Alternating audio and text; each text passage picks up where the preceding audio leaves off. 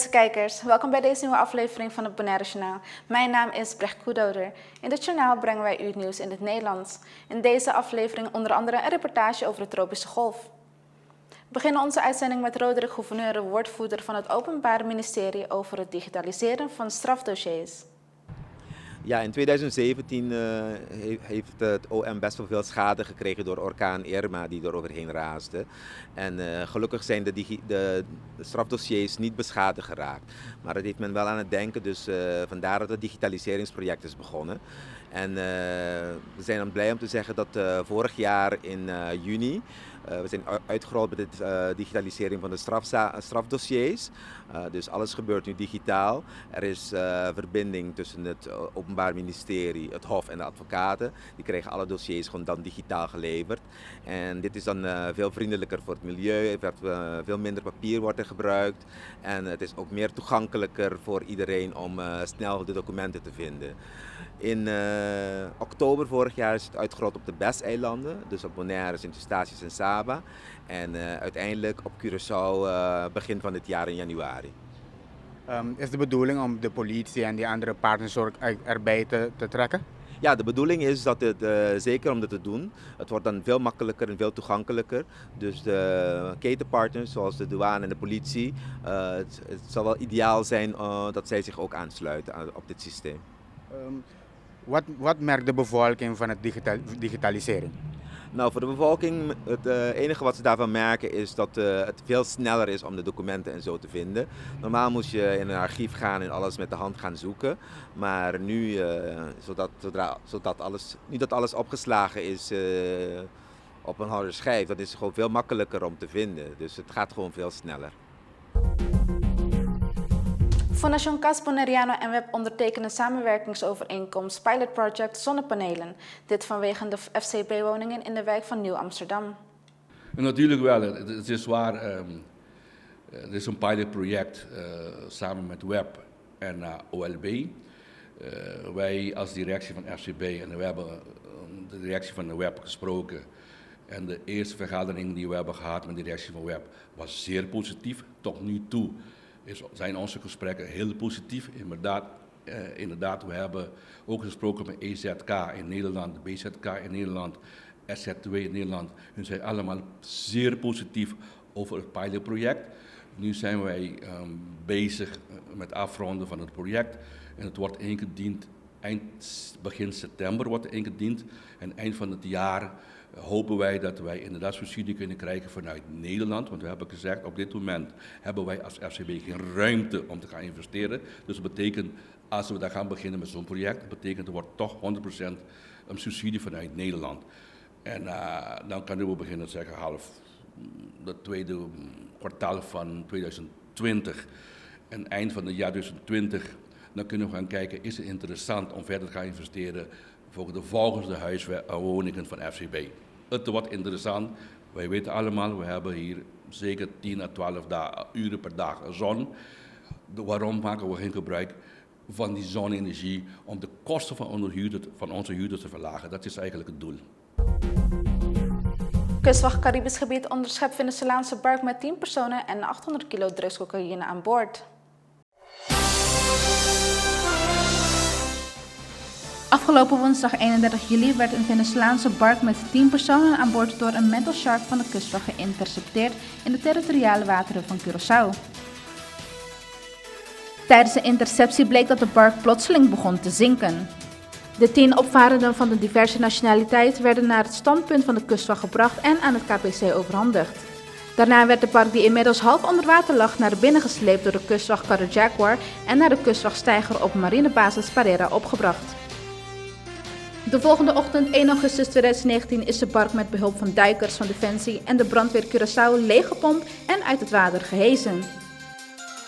Daarna vond een grondige doorzoeking van de bark plaats door kustwachtpersoneel tezamen met een team van ZRMS Groningen en de douane. Dit resulteerde in de vondst van ruim 800 kilo cocaïne, die in een goed verborgen compartiment van de bark verstopt zat. De drugs zijn inmiddels in opdracht van het Openbaar Ministerie vernietigd en de opvarenden van de bark worden nu aangemerkt als verdachten.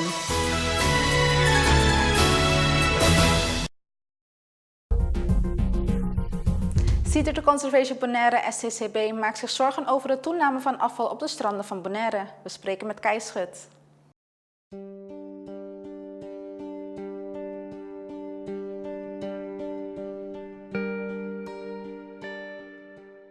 Ja, we hebben een vrijwilligersprogramma, de Beachkeepers. En onze beachkeepers die patrouilleren elke ochtend de stranden. En dan gaan ze op zoek naar nieuwe tekenen van nesten of van uitgekomen nesten. En dat doen ze elke ochtend op Te Amo en Donki en op de stranden in het zuiden van Bonaire. En we zien dat vooral op Te Amo en Donki erg veel afval gevonden wordt. En dan kunnen we bijvoorbeeld denken aan luiers, aan ballonnen, aan pallets die gebruikt worden om bijvoorbeeld stoelen en tafels te maken. Rauwe kippenpoten, eigenlijk van alles en nog wat. Plastic natuurlijk ook. Dus die vrijwilligers die zijn vaak bezig met het opruimen van spullen die andere mensen achterlaten. En dat rapporteren ze dan inderdaad aan ons. En er staan wel allemaal bakken daar. Er staan net vuilnisbakken. Celibon heeft daar bakken geplaatst, zowel voor afval als voor de kolen van barbecues. Het is bijvoorbeeld verboden om op Te Amo en Donki of op andere stranden kolen in het zand te leggen, dus barbecueetje in het strand. Het is gevaarlijk, niet alleen voor schildpadden, maar ook voor mensen. Dus bijvoorbeeld kleine kinderen die op het strand spelen en over hete kolen lopen. Of door glas, bierdopjes, dat is allemaal erg scherp. Daarnaast zien we ook wel vaak honden loslopen op het strand. En die honden die plassen en poepen in het zand, wat weer gevaarlijk is voor de gezondheid. Daarnaast graven de honden de nestjes op.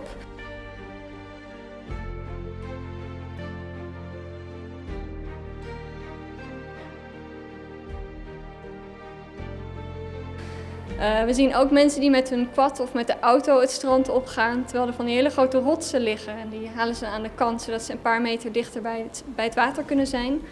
Dus eigenlijk zien we steeds meer dingen waarvan we denken, het is zonde. Want we hebben natuurlijk maar weinig stranden op Bonaire, maar weinig zandstranden op Bonaire. Dus het zou zo fijn zijn als we die stranden gewoon mooi schoon kunnen houden voor iedereen. Als jullie dat zien, wat zijn de reacties van die mensen hierop? Vaak zijn de mensen al weg. Dus bijvoorbeeld die komen 's avonds om een feestje te vieren en die laten dan het afval achter in plaats van dat ze dat weggooien of mee naar huis nemen.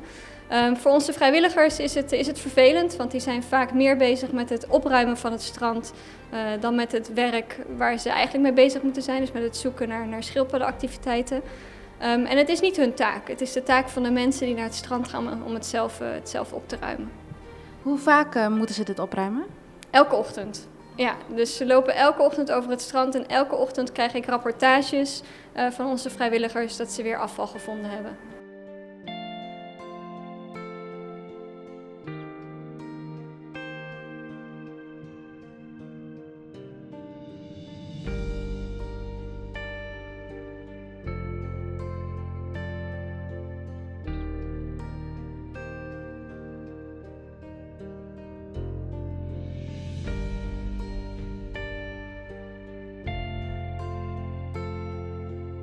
Wat willen jullie de mensen laten weten? Nou, wij zouden het heel erg fijn vinden als mensen die het strand bezoeken en spullen meenemen en daar een leuke tijd hebben, dat ze het ook weer zelf opruimen. Dus er staan inderdaad afvalbakken bij de stranden. Indien die vol zijn, wat wel eens voorkomt, dan kunnen mensen het afval misschien mee terug naar huis nemen en daar opruimen of weggooien. Ook voor de overheid, voor Celibon bijvoorbeeld, let erop dat die afvalbakken goed geleegd worden. En dat we gewoon met z'n allen een leuke tijd kunnen hebben op het strand en kunnen blijven genieten van het mooie zand. Want het zou zonde zijn als we tussen het plastic en het afval moeten gaan zitten. Wie is er hier eigenlijk verantwoordelijk voor om misschien boetes uit te geven of hier wat aan te doen dat de mensen er meer bewust van worden? Ik denk dat het een kwestie is van samenwerking tussen alle organisaties. Tussen de overheid, Stinapa, wij zelf, Celibon die de bakken regelmatig leegt. En dat het ook gewoon een kwestie is van mensen duidelijk maken dat het zo niet gaat. De stranden komen steeds voller te liggen. En als het nou niet verbetert, wat zullen de volgende stappen dan zijn? Dan zullen we verder in overleg moeten gaan met de overheid om naar een oplossing te zoeken. Ja.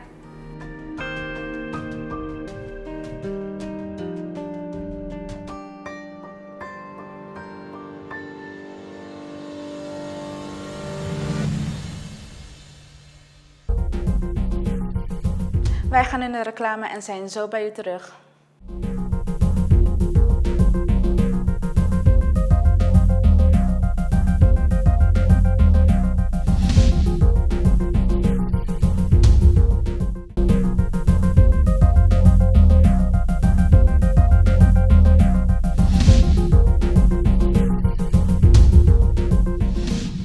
Welkom terug bij Bonaire Journaal. NOS TV ging in gesprek met de familie die wij tegenkwamen bij Sorbonne die gezellig aan het sunfishen waren. NOS TV heeft het volgende reportage. Nou, mijn vader Artie de Vries, die woont al heel lang op het eiland en verzorgt al sinds hij hier begonnen is allerlei hele leuke activiteiten voor kinderen. Nu, op het moment, zijn zijn kleinkinderen hier en vrienden met kinderen en vrienden van vrienden met kinderen. En hij dacht, laten we kijken of we de bootjes naar Sorbonne kunnen brengen. Want op Sorbonne is het veilig zeilen. Nou, deze kinderen hebben lang niet allemaal zeilervaring. Deze twee hebben nog nooit eerder in een boot gezeten. Maar op Sorbonne kan je alleen die kant op. Dus wat er ook gebeurt, als er iets misgaat, kunnen we ze ophalen. En daardoor krijgen ze zeilervaring, krijgen ze zelfvertrouwen. En wie weet is het wel de nieuwe kampioen van Bonaire. Zit er misschien wel tussen. Ik doe meer onderwatersport, ik ben duikinstructeur in rusten. Ik ben nu niet meer aan het werk. Maar ik ken het eiland goed. Ik ken Sorbonne wel een beetje. Dus ik voel me wel vertrouwd als er iets misgaat dat ik in kan springen. Het is hier toch heerlijk. Het is toch het mooiste plekje van het eiland. Dian, wat doe je vandaag hier? Zeilen? Heb je ging je al de zee op? Nee, dat denk ik niet. Nee, nog niet. Vind je zeilen leuk? Ja? Terje, heb je al gezeild? Ja. Nee. Hoe vind je het? Superleuk. Is Artie jouw opa? Nee. Nee. Jij komt gewoon mee om te zeilen hier? Ja. Okay. Wat vind je van zeilen? Ik vind het heel leuk, want ja, je ziet dingen die je eigenlijk gewoon op een normale zeilboot niet ziet. Je ziet zeedieren, schildpadden zie je beter. En hier kun je ook heel veel schildpadden zien, dus dat is ook heel leuk. En dolfijnen als je gewoon op het open water gaat, dat is heel erg leuk om te zien. Is dit jouw eerste keer dat je zeilt? Tweede keer, dit wordt mijn tweede keer. Gaat het goed? Ja, ik snap het wel, ja.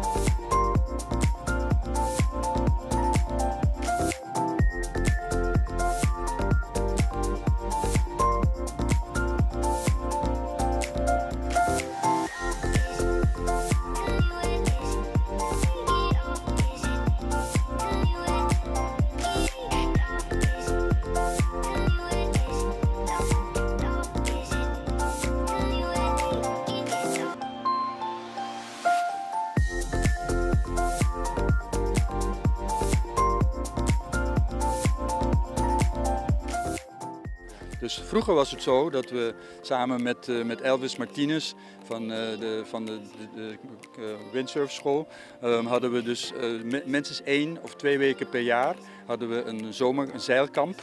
En dan konden de jongetjes en de meisjes hier leren zeilen. En dan hadden we, in die tijd mocht het een heel groot kampvuur maken. Nu mag dat natuurlijk niet meer.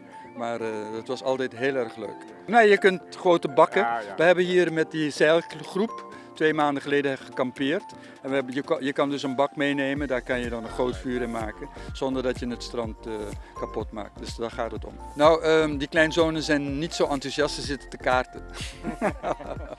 Maar er zijn onderwijl andere kinderen die we ontmoet hebben, die zijn erbij gekomen en een paar kunnen zeilen. Die hebben in Nederland leren zeilen, dus het gaat erom dat ze een beetje het gevoel hebben wat het is om in zo'n klein bootje te varen en op en neer te varen. En op een bepaald moment moeten ze, het is een optimistje, dus het is nu met z'n tweeën, maar eigenlijk is het bestemd voor 1 kind. En dat kunnen ze makkelijk aan als ze dat leren. We hebben een hele periode gehad dat er eigenlijk te weinig kinderen van Bonaire gingen zeilen. En we zijn dus van plan nadat de vakantie voorbij is, bij de scholen langs te gaan om weer de kinderen aan te spreken om te komen leren zeilen.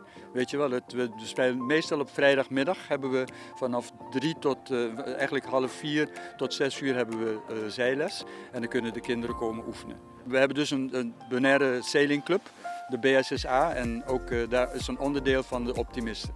Dus ze kunnen gewoon bij Bonaire Sailing kijken en dan krijgen ze wel telefoonnummers om te bellen naar de mensen die daarmee betrokken zijn.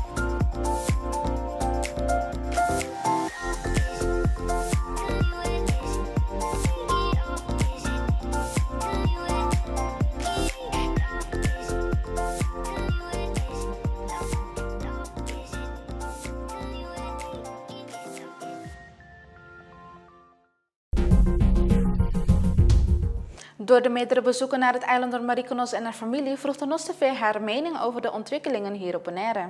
Ja, ik zie heel veel verschillende dingen. Omdat ik van nature heel veel met de natuur heb gewerkt, ik ben duikinstructeur, kijk ik als eerste echt een beetje naar wat gebeurt er op natuurbeschermingsgebied. En ik vind het fantastisch. Vorige week waren we bij Echo. Hoe ontzettend goed dat is georganiseerd, hoe dat ontzettend goed is geregeld. Tegelijkertijd zie ik ook, van ja, er moeten natuurlijk inkomsten komen op het eiland. Dus ik zie een hele grote groei in het aantal grote boten wat op het eiland komt. En ik heb zelf het idee dat de cliënten van die boot, de mensen, de cruise-fanaten, die komen op het eiland, maar die komen het eiland niet echt zien. Die komen voor de Caribbean Experience. Dus ik zou eigenlijk willen zeggen, waarom doen we niet de helft minder? De helft minder en dan mensen die misschien net iets langer blijven, ook iets komen eten op het eiland, iets kopen op de markt. Dat vind ik dus, zie je dat dat heel erg is veranderd in de afgelopen 20 jaar. En ik vind dat er wel heel veel is veranderd sinds we het hebben over Caribisch Nederland. Hè? Het is niet meer de Nederlandse Antillen, het is niet meer gewoon de ABC-eilanden. Het is echt Caribisch Nederland. En ik merk, je ziet heel veel een groei in het aantal Nederlanders dat hier komt wonen. Wat ook positief is. Wat ik wel zie is dat, maar ik heb het ook over kinderrechten bijvoorbeeld. Er is bijvoorbeeld geen kindertelefoon op Bonaire. Alle Nederlandse gemeentes hebben bijna een kindertelefoon waar je kan bellen als er iets mis zit, je wil hulp met je huiswerk. Ik weet niet hoe het op dit moment zit met het onderwijssysteem, maar ik zou wel willen zeggen van laten we langer papiaments praten. Laten we kijken of we meer examens in de eigen taal kunnen doen. Want als je kijkt naar die sommen, die zijn allemaal in het Nederlands. Als dat niet je eerste taal is, dan snap je de nuance van die som niet. Dan loop je eigenlijk al gewoon achter daarin. Nou, die wetgeving, vind ik, die moet gewoon een beetje aangepast worden naar hoe het hier is. En zeker, omdat we zijn allemaal trots op dit eiland. Het is een prachtig gebied. Iedereen wil van Bonaire kunnen blijven genieten, dus we moeten er een beetje zuinig op zijn. Als ik hier ben, dan doen we altijd mee met de schoonmaakacties. Want mijn vader die organiseert van allerlei schoonmaakacties. Dus bijvoorbeeld schoonmaken op Lagoon. En dan hebben we altijd van we moeten voor iedere week dat we hier zijn, moeten we 1 keer meedoen. Gewoon iedereen met de schoonmaakacties. Dan gaan we met z'n allen daar naartoe. Dan vullen we een zak met vuilnis. Die zetten we bij de landfill. Maar dat is wel de intentie dat je iedere week dat je hier bent ook wel iets teruggeeft aan het eiland. Want je krijgt wel veel voor terug. En omdat wij hier ook een beetje roots hebben, denken we misschien anders over het eiland. Maar dat ze een beetje onderwijs moeten krijgen daarin. Net zoals bij duiken. Bij duiken heb je allemaal van je moet je Bonaire Marine Park tag moet je hebben. Heel terecht. Je moet oppassen dat je moet je buoyancy goed in orde hebben. Je moet oppassen dat je niet te veel zand opwaait. Dat krijg je allemaal geleerd zodra je incheckt op een resort. Nou, een inburgeringscursus. Dit is Bonaire en hier moet je zuinig op zijn. Precies, ja. En het hoeft niet veel geld te kosten. Want mensen als ze naar het eiland komen, ze vinden het leuk om veel te weten over het eiland. Er gebeuren zo ontzettend veel mooie dingen hier. Laten we het goede houden. En niet zomaar weggooien. Dat was wat ik wilde zeggen over het eiland. Echt douche Bonaire.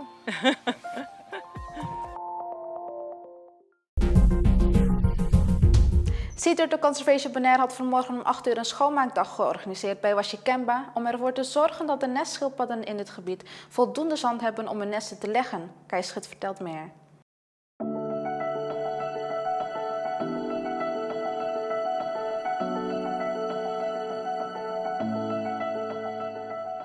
Gaat goed, we zijn vanochtend om 8 uur begonnen met een grote groep vrijwilligers. En we hebben hele grote houtbrokken naar de kant gebracht. Gisterochtend is er een schildpad hier vast komen te zitten. Die is het strand opgekomen en die is van de rotsen afgevallen, zo op de rug. Dus gelukkig was er een familie die dat door had en die ons gebeld heeft. Dus we hebben haar terug de zee naar kunnen leiden. Maar wat we vanochtend gedaan hebben is om ervoor te zorgen dat die schildpad niet nog een keer hetzelfde doet wanneer ze aankomt. Dus we hebben het strand vrijgemaakt van hout. We hebben de rotsen geblokkeerd en 1 grote berg gemaakt van afval, zodat de schildpad er omheen kan. Hoe hebben jullie op een manier de stenen gelegd waardoor mensen of toeristen, laten we zeggen, rekening kunnen houden, oh jeetjes, er zijn nesten van schildpadden hier. Dat laten we hier niet zien. Dus het is heel belangrijk dat mensen niet met hun auto's de stranden oprijden. Vandaar dat we bij de toegang van het strand liggen ook grote houtstukken om ervoor te zorgen dat die mensen de auto daar parkeren en dan verder gaan lopen. Sommige stranden plaatsen we een barrière om de nesten heen. Dus stranden waar heel veel gebarbecued wordt bijvoorbeeld, of waar veel mensen samenkomen om te feesten. Maar dat is hier niet het geval, dus hier is dat niet nodig. We hebben beachkeepers, de vrijwilligers, die elke ochtend over de stranden lopen en op zoek gaan naar tekenen van nieuwe en uitgekomen nesten.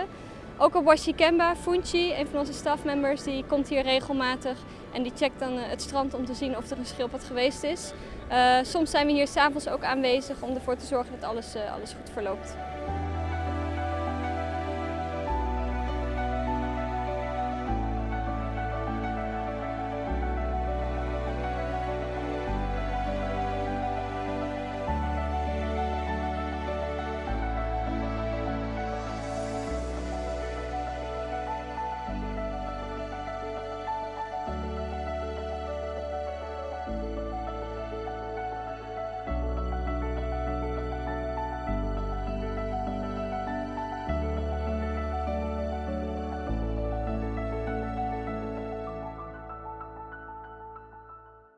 Kai, gisteren hier bij Washikemba was een turtle in problemen.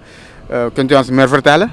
Ja, zeker. Gisterochtend werden wij gebeld door een familie die hier aan het hiken was. En die familie die heeft een schildpad gevonden, een volwassen vrouwtjesschildpad, een groene zeeschildpad. En die was aan land gekomen om een nest te leggen, maar die is vervolgens van de rotsen aan de zijkant van Washikemba afgevallen, op de rug terechtgekomen. En het was voor haar onmogelijk om zich weer om te draaien en terug te gaan naar zee. Waarom ging die turtle naar die rotsen toe in plaats van die zand die hier zit? Het strand was erg smerig, lag overal hout. Dus waarschijnlijk is die turtle op zoek gegaan naar zand en is daarbij de verkeerde kant op gegaan. Vandaar dat we vanochtend het strand hebben schoongemaakt en al het hout verzameld hebben. Zodat ze vannacht, mocht ze terugkomen of ergens deze dagen, dat ze in ieder geval veilig aan land kan.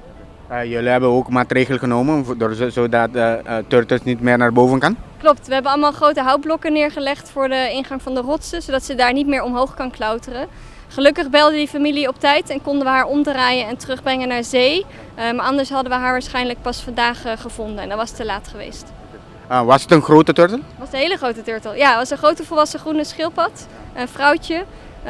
Ja, het was een mooie grote schildpad, zeker. Jullie hebben haar terug in het water gezet. Wat gaat gebeuren met deze schildpad? Nou ja, we hopen dat ze terugkomt, want ze heeft toen ze aan land kwam en omgevallen is, heeft ze geen nestje kunnen leggen. Dus we hopen dat ze aan land komt wederom om wel te nesten en dat ze niet zo erg geschrokken is dat ze de eieren in het water gedumpt heeft. Maar dat moeten we afwachten. We gaan afwachten, maar komen jullie hier controleren?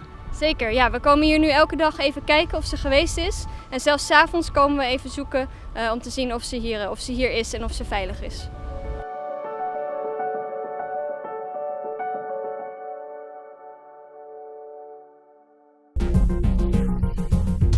Dinsdag 6 augustus 2019 in de ochtenduren bevond zich een tropische golf wat langs het noorden ging en ontving de wind vanuit zuidwest. Dit veroorzaakte ruwe golven langs de boulevard. NOS TV heeft de volgende compilatie.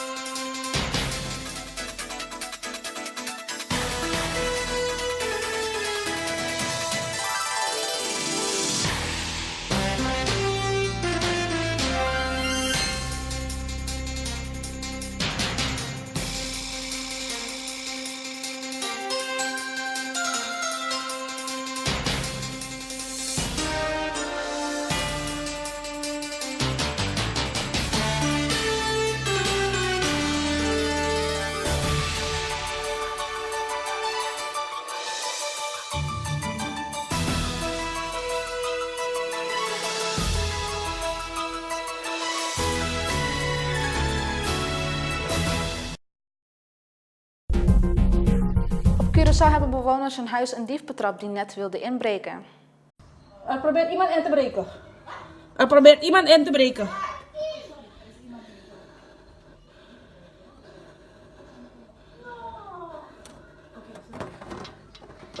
Hiervoor, hij is hiervoor.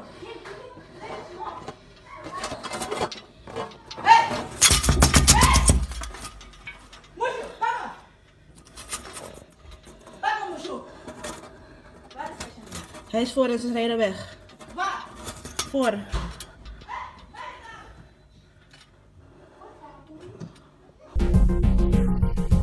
U kijkt naar het Bonaire Journaal van deze week. Mijn naam is Brecht Koedoder. Ik wens u nog een hele fijne avond en graag tot de volgende keer.